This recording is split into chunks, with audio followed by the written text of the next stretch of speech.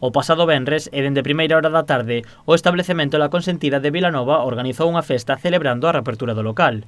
O anuncio do evento invitou a moitos mozos e mozas da contorna a chegarse á celebración.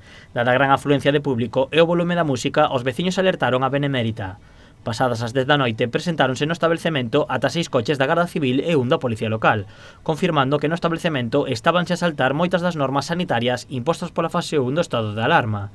Segundo fontes policiais, as persoas que se atopaban na terraza exterior do local cumprían coas medidas de seguridade, situación que non se daba na zona interior, co aforo superado e cos clientes a menos distancia da adecuada. Os axentes obrigaron ao propietario a retirar a música e controlar o aforo para axustarse á normativa vixente. Os feitos chegaron ata o Concello, onde o alcalde de Vilanova felicitou a actuación das forzas de seguridade e agarda que o acontecido serva como exemplo para aqueles establecementos que non cumpren coa legalidade. Bueno, pues se llegó porque, obviamente, hay unas normas y no se han cumplido.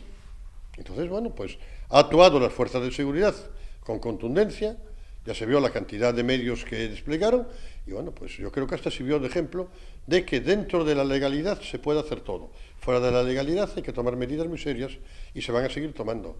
Y eso es lo que hay. La consentida, el otro lo que tiene que hacer es cumplir con la ley.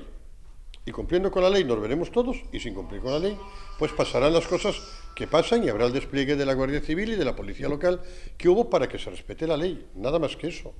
Os veciños cuantificaban en 100 as persoas que se atopaban na festa, unha cifra diferente a que aportaban dende o establecemento, situando a cifra na metade de clientes.